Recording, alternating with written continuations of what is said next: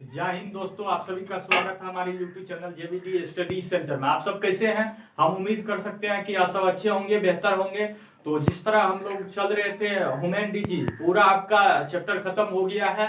तो आज हम जानते हैं बायोलॉजी ब्रांच जो होता है, बायोलॉजी में ढेर सारा ब्रांच होता है। उस ब्रांच के फादर्स, पिता किसको कहा जाता है, या उस ब्रांच में किसने सबसे पहले जानकारी दी थी कि ये इसका नॉलेज हमारे पास है और इस तरह का बुक हम लॉन्च किए हैं। तो सबसे पहले देखते हैं बायोलॉजी की शाखाओं के बारे में और उनसे संबंधित साइंटिस्ट जो था, व्यक्ति जो था, उनके बारे में जानेंगे। आगे बढ़ने से पहले अभी तक आप मेरे चैनल को सब्सक्राइब नहीं किया तो चैनल को सब्सक्राइब जरूर कर दे।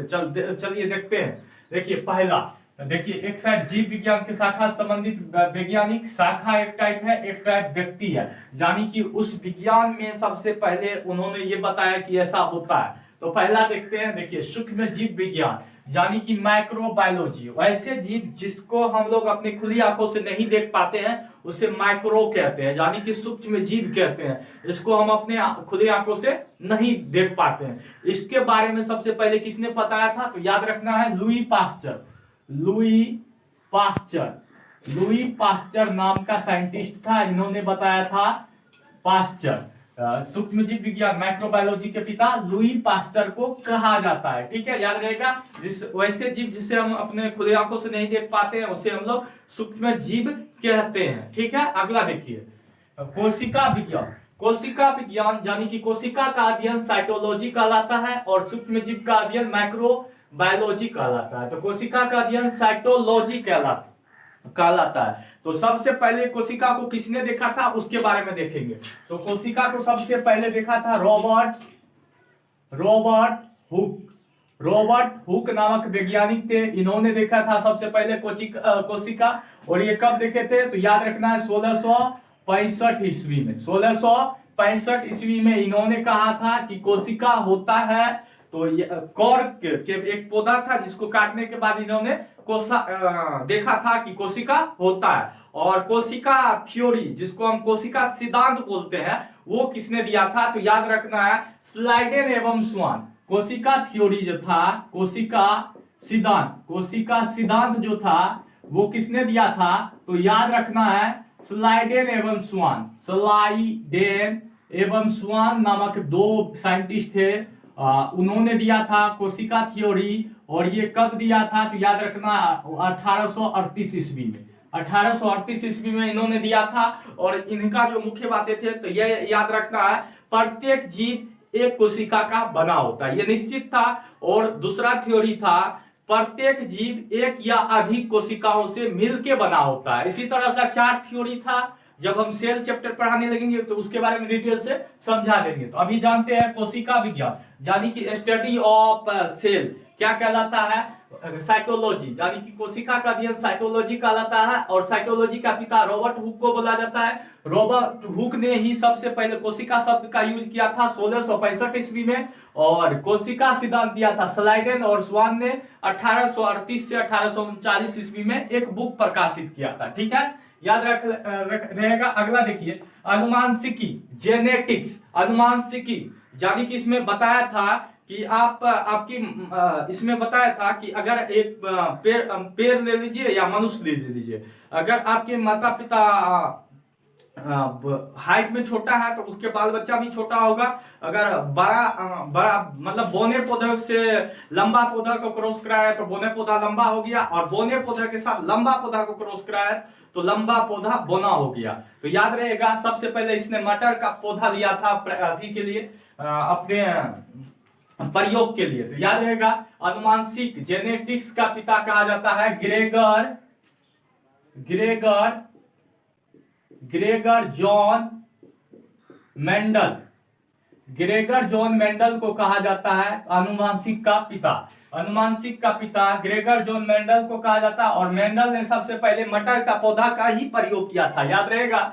अगला देखिए रुधिर वर्ग यानी कि ब्लड ग्रुप। ब्लड ग्रुप को पहले मुख्यतः 4 टाइप में बांटा था, group A, group B, A B और ओ। इस टाइप का ब्लड ग्रुप 4 टाइप में बना था। किसने? तो याद रखना है कार्ल लेडिस्नर नामक साइंटिस्ट थे, इन्होंने ब्लड ग्रुप को 4 टाइप में बांटा था। तो याद रहेगा रुधिर वर्ग का जो पिता कहा जाता है वो कहा जाता है कार्ल लैंडस्नर। कार्ल लैंडस्नर, ठीक है, याद रहेगा। रुधिरबर्ग का पिता कार्ल लैंडस्नर को बोला जाता है। और इन्होंने ब्लड को 4 टाइप में बांटा था, blood group A, blood group B, blood group A B और ब्लड ग्रुप ओ, ठीक है। सर्वग्राही ए बी को बोला जाता है और सर्वदाता ग्रुप ओ को बोला जाता है। तो याद रहेगा ब्लड ग्रुप 4 प्रकार के होते हैं, उसमें सर्वग्राही यानी कि एक्सेप्टर ए बी को बोला जाता है और डोनर ओ को बोला जाता है, याद रहेगा। अगला देखिए औषधि विज्ञान यानी कि फार्मास्यूटिकल, औषधि विज्ञान, जो दवाई हम लोग बनाते हैं, सबसे पहले इसका थ्योरी किसने दिया था? तो याद रखना है हिप्पोक्रेटस नामक साइंटिस्ट थे। हिप्पोक्रेटस नामक साइंटिस्ट थे। इन्होंने सबसे पहले मेडिसिन बनाया था। और भारत में जो डॉक्टर दिवस मनाया जाता है, भारत में डॉक्टर दिवस वो 1 जुलाई को मनाया जाता है, 1 जुलाई को।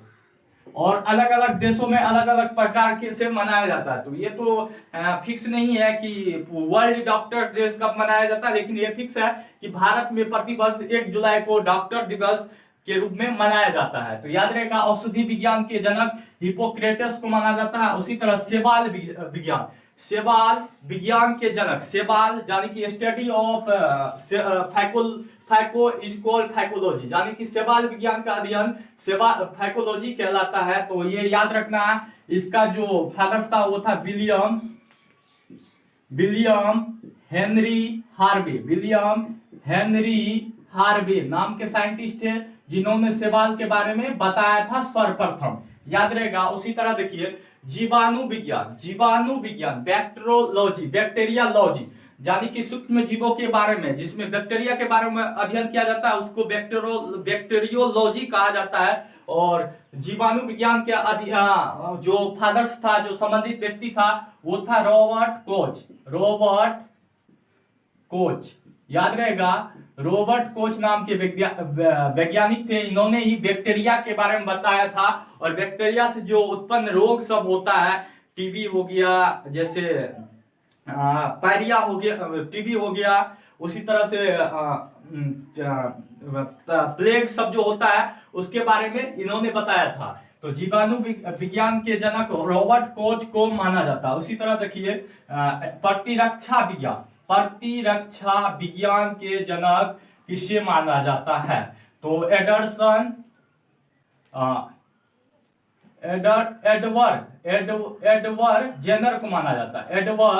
जेनर को माना जाता है, ठीक है, याद रहेगा एडवर्ड जेनर।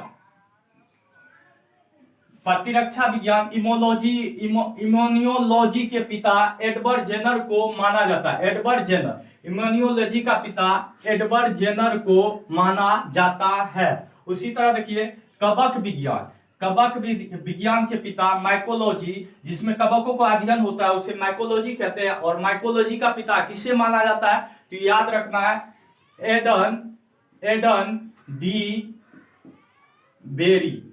डी बेरी नाम के साइंटिस्ट को माना जाता है कवक विज्ञान का पिता एडन डी बेरी नाम को जाना जाता है, याद रहेगा। भारतीय पारिस्थितिकी यानी कि इंडियन इकोलॉजी का पिता किसे माना जाता है? तो याद रखना है रामदेव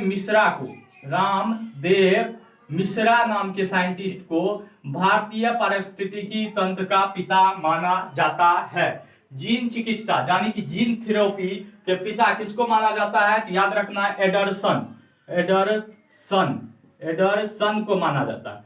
जीन चिकित्सा के पिता एडरसन को माना जाता है। एक बार देख लेते हैं शुरू से कि किससे संबंधित कौन व्यक्ति था, बायोलॉजी के ब्रांच से संबंधित कौन व्यक्ति था, उसके बारे में फिर से देख लेते हैं। जैसे सूक्ष्म जीव विज्ञान, देखिए इसके पिता लुई पास्चर को बोला जाता है। कोशिका विज्ञान, जिसमें कोशिका का अध्ययन होता है, साइटोलॉजी कहलाता है। और इसके पिता रॉबर्ट हुक ने ही सर्वप्रथम सेल शब्द का यूज किया था, कोशिका शब्द का यूज किया था 1665 ईस्वी में। और कोशिका सिद्धांत स्लाइडेन और स्वान नामक 2 व्यक्तियों ने दिया था। अगला देखिए अनुवांशिक जेनेटिक शब्द जो था, या जेनेटिक विज्ञान का सबसे पहले यूज ग्रेगर जॉन मेंडल ने किया था। रुधिरबर्ग यानी कि ब्लड ग्रुप कार्ल लेनिस्नर के द्वारा खोजा गया था। औषधि विज्ञान हिप्पोक्रेटस के द्वारा खोजा गया था। भारत में 1 जुलाई को विश्व भारत डॉक्टर्स डे मनाया जाता है, यानी कि इंडियन डॉक्टर्स डे मनाया जाता है। शैवाल विज्ञान यानी कि फाइकोलॉजी से संबंधित विज्ञान को लिखा था विलियम हेनरी हार्वे ने। और जीवाणु विज्ञान का पिता रॉबर्ट कोच को बोला जाता है। और प्रतिरक्षा विज्ञान इम्यूनोलॉजी का पिता एडवर्ड जेनर को बोला जाता है। कवक विज्ञान यानी कि एडन डी बेरी को बोला जाता है। भारतीय पारिस्थितिकी यानी कि इंडियन इकोलॉजी रामदेव मिश्रा को माना जाता है। इसके पिता जीन चिकित्सक यानी कि जीन थेरेपी जो है ये एडरसन के द्वारा दिया गया था। तो दोस्तों ये मेरा वीडियो कैसा लगा? अगर अच्छा लगता है तो हमारे चैनल को लाइक करें, सब्सक्राइब करें, कमेंट जरूर करें। जय हिंद।